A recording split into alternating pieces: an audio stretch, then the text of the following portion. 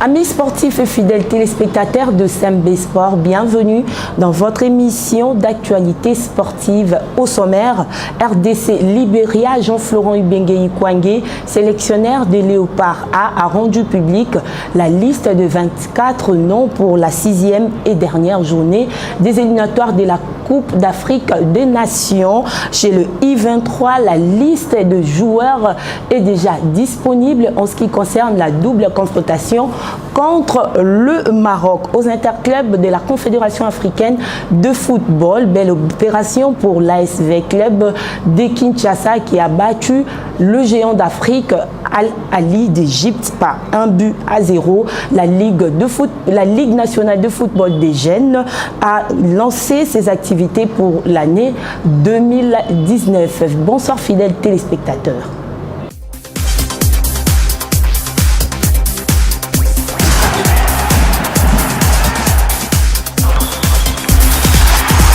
Voilà, comme je le disais en titre, la 6e et dernière journée des éliminatoires de la Coupe d'Afrique des Nations qui va se jouer en Égypte aura lieu le 24 mars prochain à Kinshasa et dans tout le stade africain sous les coups de 14 h. Jean-Florent Ibenge Kwangé, sélectionneur des Léopards A rendu public la liste des 24 noms pour le match contre le Libéria, un match de survie pour les Congolais. Donc, en ce qui concerne les gardiens, nous aurons Leymon Tampi, Anthony Mossi, Ogi Kalamba, de Sa Majesté, Sanga Balende à l'attaque. Il y a Dieu merci Mbokani qui a signé son retour à cette sélection nationale. Bolingi Mpangi, Meshak Elia, Yannick Bolassi et Cédric Barkambou. À la ligne médiane, nous aurons Jacques Magoma, Chancel Mbemba du FC Porto, Paul-José Mpoku, Trésor Poutou du tout-puissant Mazembe, Fabrice Ngoma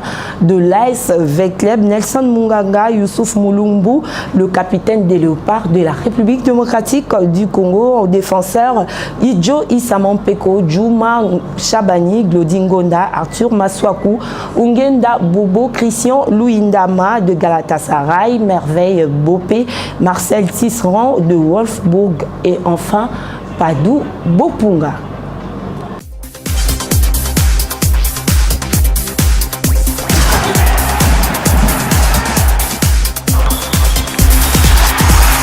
De Monsieur Alioum pour cette rencontre fratricide tant attendue. Qui vient partir trop. Attention à cette erreur. L'erreur de relance qui n'a pas pu profiter à Kabongo. Il se demande du TP Mazembe, c'est lui qui va s'en charger.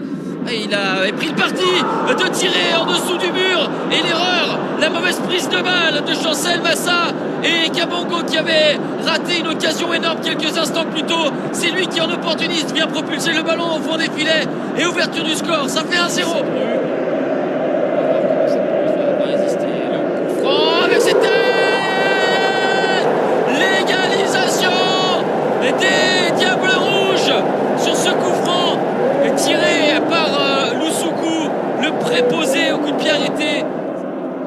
Voilà, c'est fusant. Ouais, là il a été déterminant. Eh bien, autant il avait été en difficulté sur le premier but, Massa,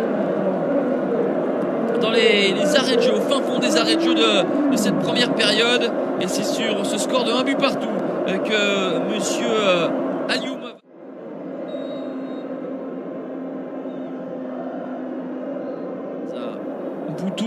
C'est que Boutou, il avait eu ses petits pas d'ajustement. Trésor Mpoutou pour contourner le mur des Loussoukou. C'est bien botté à hauteur du point de pénalty. Au deuxième, il y a une tête claquée. Ce match, c'est encore une fois Thierry Bifouma qui met à contribution Leymon Tampi de RDC. Et bien pour l'instant, c'est un match nul qui n'est pas si mal, qui permet aux Léopards de garder.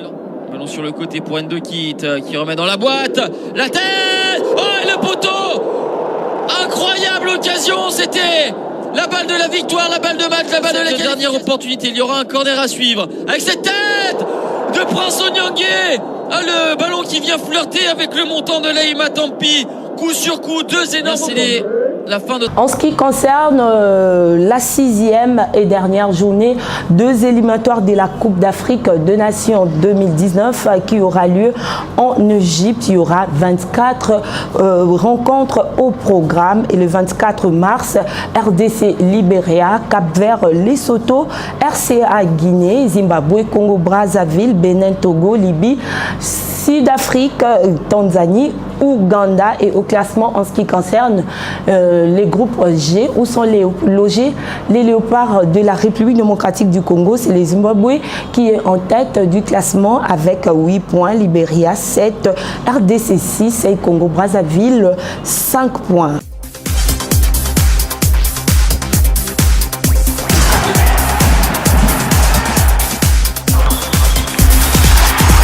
Voilà, on va parler cette fois-ci des léopards U23 qui se préparent aussi pour la CAN U23 qui aura lieu dans quelques jours. Donc la République démocratique du Congo s'apprête déjà pour recevoir le Maroc. Ça sera ce 20 mars 2019 ici au stade de Martyrs de la Pentecôte pour le compte du deuxième tour. Il s'agit d'une double confrontation contre le Maroc et le match retour aura lieu 4 jours après.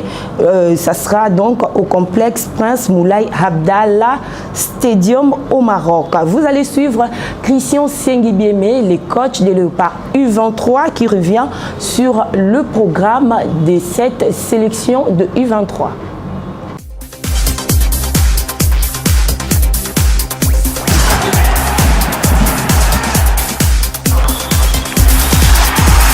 Donc demain les joueurs, on accueille les joueurs à l'hôtel Béatrice.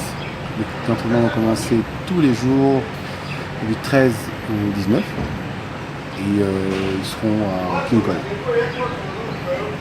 Oui, évidemment que c'est une situation que j'ai déjà rencontrée à plusieurs reprises. Il est vrai que contre le Maroc, on a eu malheureusement été éliminé par une faute individuelle, je me souviens, il y a 7 ans. Les U20 congolais contre le Maroc ont toujours bien presté, ils ont parfois gagné, parfois battu, comme nous d'ailleurs. Donc le Maroc étant une nation très disciplinée et très organisée par rapport à sa structure footballistique, on aura fort à faire bien entendu, parce qu'ils veulent venir, ils veulent aller aux Jeux Olympiques. Je ne veux pas dire qu'on n'a rien à perdre. Mais disons toujours que tu dis simplement qu'on va jouer notre football, on va jouer sans complexe, on va jouer sans appréhension. On va essayer de laisser la pression de côté. La pression, je pense plutôt qu'elle appartient aux favoris, papier le Maroc, bien qu'ils viennent jouer chez nous. Je ne pense pas qu'on sera embêté par outre mesure. On va jouer normalement. Les joueurs sont très motivés. Il ne faut pas oublier que certains joueurs sont en Champions League, ils sont très jeunes. Je pense le cas de Bloody, le cas de Jackson, le cas de Moukoko, tous ces jeunes sont en Champions League.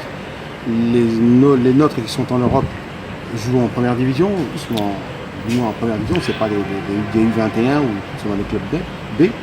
C'est vraiment des joueurs qui sont retenus dans les noyaux principaux. Donc je pense que ça, c'est mon avis. C'est sensiblement équilibré et on a toutes nos chances. On a toutes nos chances. Si on joue un football qui est mature, un football qui est inspiré, je pense qu'ici on pourrait faire un bon résultat. Et bien sûr, on est chez nous, c'est clair qu'on devra faire un bon résultat. Et là-bas aussi. C'est ça. Voyez-vous, quand certains clubs comme le Real Madrid jouent le week-end et qui doivent absolument réitérer donc leurs efforts le mercredi, c'est un peu la même forme de récupération qui aura lieu. On a un noyau assez large et on a essayé de doubler les postes avec des forces plus ou moins les mêmes, identiques, avec des systèmes qui soient plus ou moins flexibles. Donc je pense qu'on pourra, disons, gérer les efforts et la fatigue dans les 4 jours. Ce sera juste, mais ce sera possible. Donc je ne trouve pas ça compliqué. Évidemment, on aurait aimé que ça soit qu'on ait une semaine, comme je le pensais, ou 15 jours.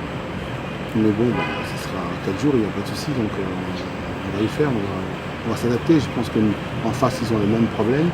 Il y a des joueurs qui jouent en Europe, ils vont arriver aussi le 18. Certains auront aussi le souci de pouvoir avoir des automatismes.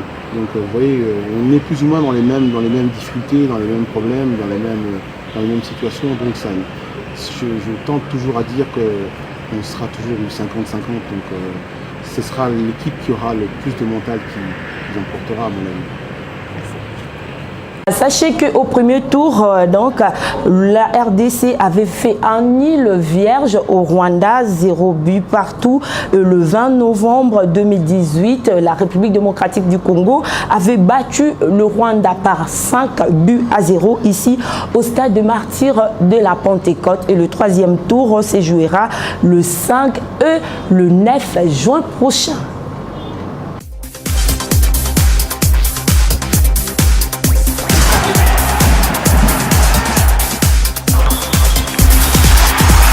Parlons cette fois-ci des interclubs de la CAF après un long moment de suspense pendant 80 minutes ici au stade de Martyrs de la Pentecôte. C'était le samedi 9 mars dernier. C'est Rossin Touissila qui a délivré l'ASV Club face à Al-Ali d'Égypte. Donc c'est ce joueur qui a fait tomber cette équipe de l'Égypte. Une victoire très importante, très attendue d'ailleurs pour les 20 clubiens qui se sont déplacés pour suivre cette rencontre. Pour Jean-Florent Ibengue, c'est vraiment une satisfaction.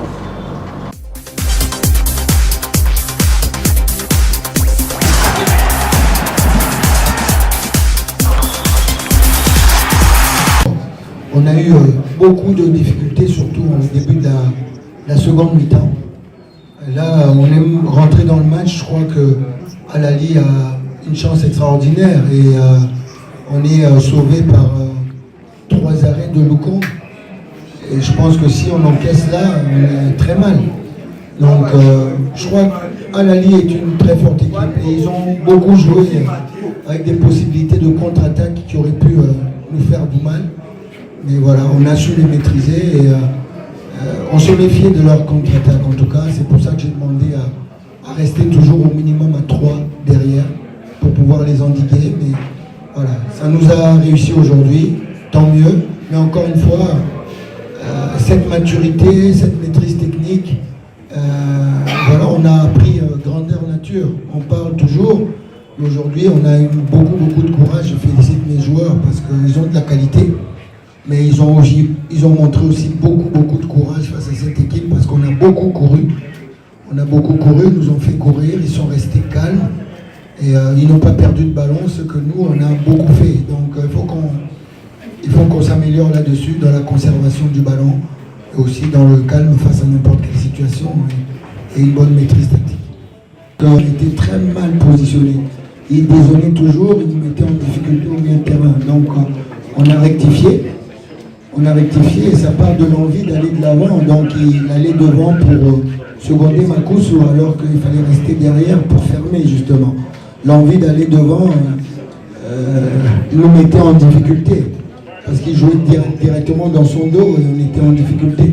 Donc on a rectifié, mais on est mal rentré dans la seconde mi-temps, mais on était confiant toujours qu'on pouvait battre cette équipe parce qu'avec la chaleur, en première mi-temps, on a vu qu'il commençait à avoir des difficultés pour récupérer. Donc on avait toujours foi. Dans des Vitaclub rend le groupe assez compliqué. Qu'est-ce qu'il pense de la situation de Ahli? Est-ce qu'il pense que Ahli pourra cette fois-ci assurer sa qualification?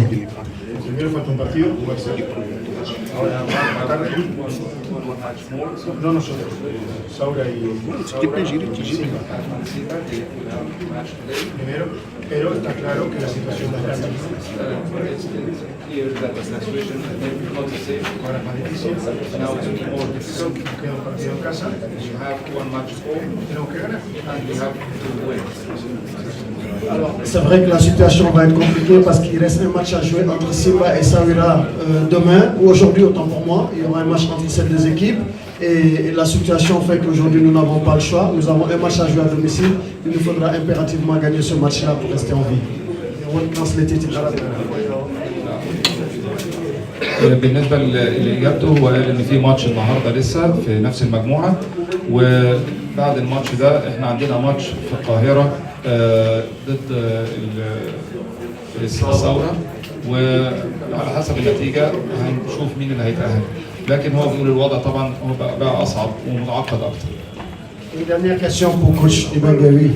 C'est Tony Kabia de la radio Capi ici à Kinshasa. Coach, félicitations d'abord. Je peux dire qu'aujourd'hui, le club a refusé de mourir. Est-ce que maintenant on peut confirmer que la qualification redevient possible?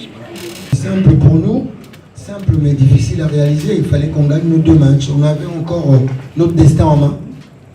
On devait gagner nos 2 matchs pour être qualifiés. On a gagné 1. C'était nécessaire mais pas suffisant. Maintenant il faut aller gagner le 16 en Tanzanie. Donc on a encore notre destin en main et voilà. Je ne connais pas le résultat de Simba. À 20h. Donc bon, voilà. Et après ces résultats, il y aura peut-être d'autres calculs, mais voilà, on va aller en Tanzanie pour rester vivant, on va dire. Merci. Merci coach Bengue, thank you coach Martin, thank you Mr. President. Et merci à vous chers mon frère, bonsoir.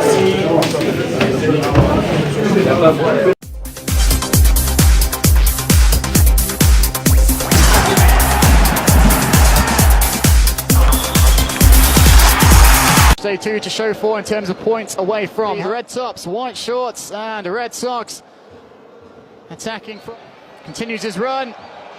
Here he is, he's onside, flag stays down.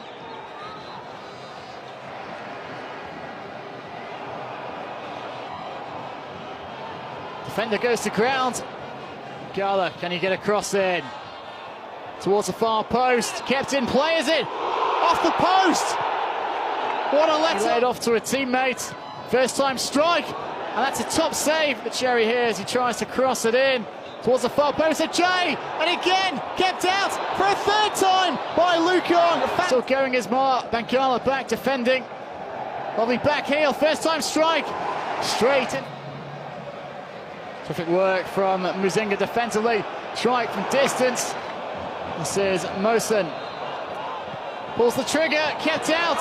And hooked to Kasinda. Kasinda pulls the trigger, and it's teammates Makusu. Muzinga goes for goal. That's a top save.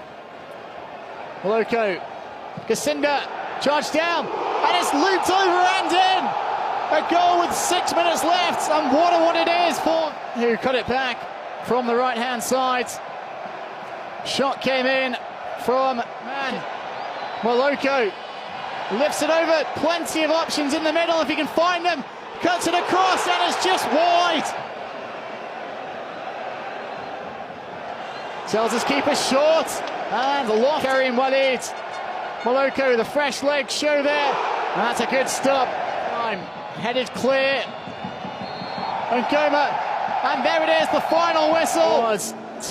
Au classement, c'est la jeunesse sportive de la Saoura qui occupe la première position. Al-Ali Évêque Club 7 points et Simba SC est en dernière position avec 6 points. Et la dernière journée, l'ASV Club ira à l'assaut de Simba SC. Ça sera le 16 mars prochain pour jouer sa qualification au quart de finale de la Ligue des Champions de la CAF. De l'autre côté, le tout-puissant Mazembe a fait un match nul, c'était le 8 mars dernier en Égypte contre Ismaili, c'était un but partout. Sachez que dans ces groupes où sont logés les Corbeaux de Lubumbashi, c'est Constantine qui occupe la première place avec 10 points, suivi des Corbeaux de Lubumbashi 8, Club Africain 7 et Ismaili 2 points. Et le tout-puissant Mazembe va jouer son dernier match aussi le 16 mars prochain à Kamalondo.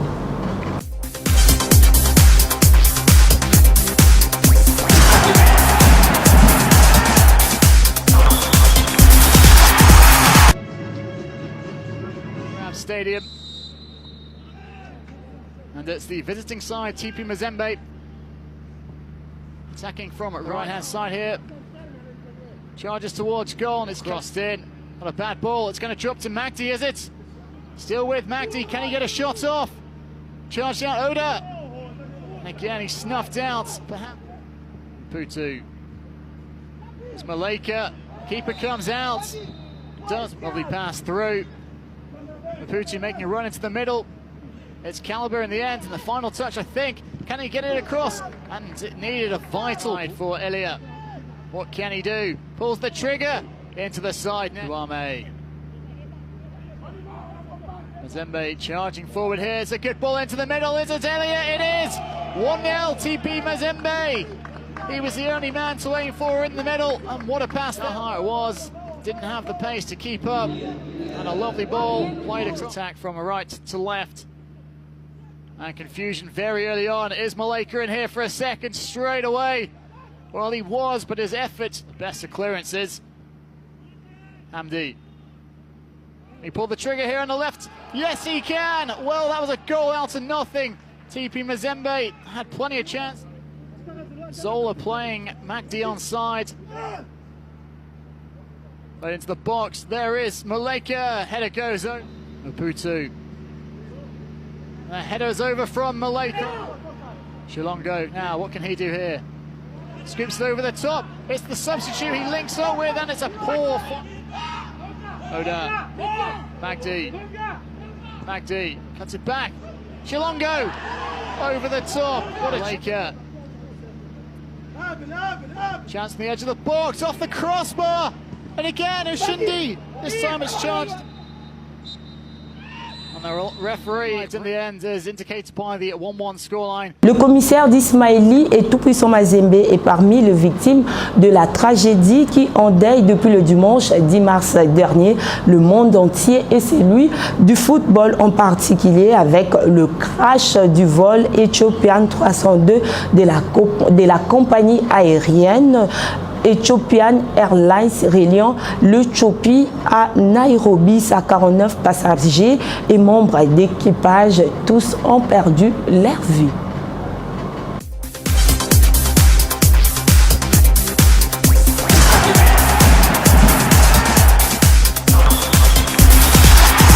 On va parler cette fois-ci de la Ligue nationale de football des jeunes qui vient de lancer ses activités pour l'année en cours. C'était d'abord le samedi dernier au terrain Sosa à Kasavubu autour d'une finale entre le jeune de Bumbu et ceux de Ngiringiri. Victoire de jeunes de Ngiringiri d'un but à 0. À cette clôture du festival de football de jeunes, il y a eu la présence du président de la Fédération congolaise de football association, Constant Omari Selemani, et de Véron Mosengo pour le compte de la Fédération internationale de football association. L'équipe championne a bénéficié d'un trophée, 6 ballons à chaque équipe et quelques équipements pour permettre aux jeunes talentueux de pratiquer le football avec amour. Et cette Ligue nationale de football de jeunes est dirigée par Zéphirin Kaninda. Et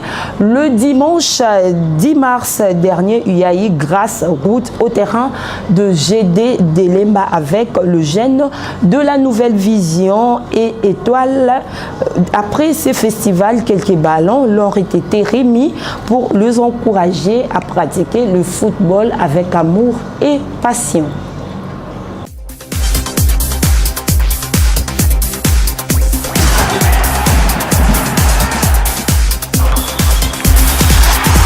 Voilà, ça, les ingénieurs qui vont venir dans les jours à venir, ils vont regarder où il y a les problèmes et puis régler ça, c'est pas un problème. Là, pour la lumière, on va utiliser, la FIFA a mené un projet pilote du président Gianni Infantino d'illuminer le terrain à Burkina Faso. Ce projet est terminé et puis il est très très concluant, on pense le faire aussi ici. Pourquoi éclairer le terrain? La journée, il fait très chaud pour les jeunes qui jouent comme il faut au football. Il faut à la nuit tomber qu'ils puissent jouer le football. C'est pour cela que le président de la FIFA il voudrait installer ça un peu partout. Ça ne sera pas partout.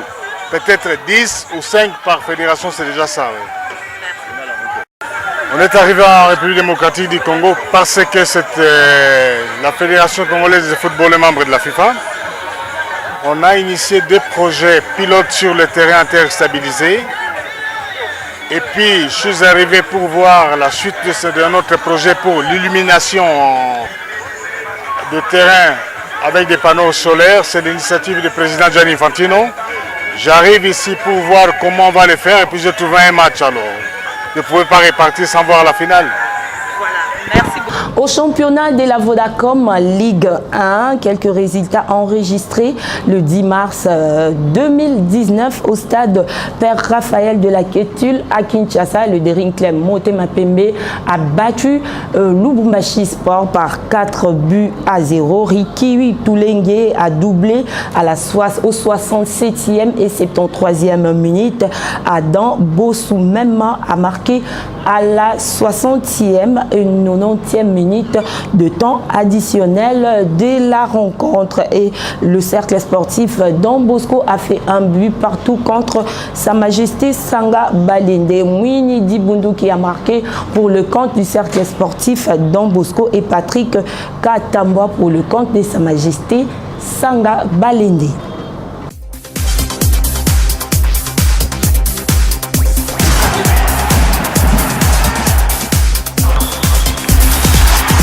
À l'attente provinciale de football de Kinshasa, ce lundi 11 mars, le FC Mont-Amba a perdu contre Dijak.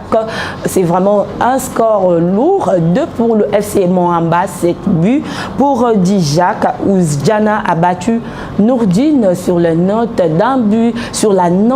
étriquée d'un but à 0. Et le mardi 12 mars 2019, toujours au stade Père Raphaël de la Kétule, à 9h, il y aura la rencontre ACGM Ndindendo contre l'Olympique Club de Kinshasa et en 11h, l'Océoudimou jouera Air Bruce.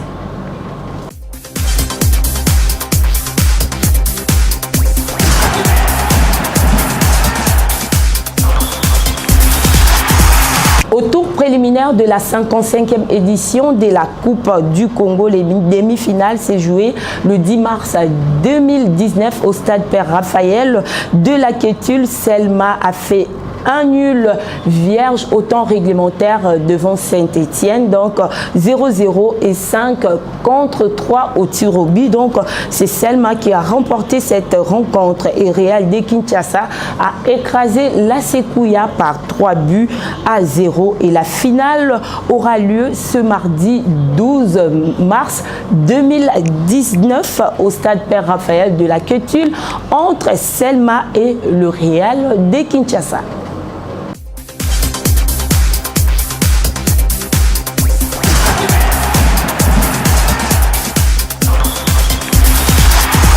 On va terminer par cette information. La Fédération internationale de lutte associée reconnaît officiellement la FECOLUTA, donc la Fédération congolaise de lutte associée dirigée par Léon Villa, qui est inscrit au championnat d'Afrique des Nations qui aura lieu du 16 au 31 mars prochain à Tunisie.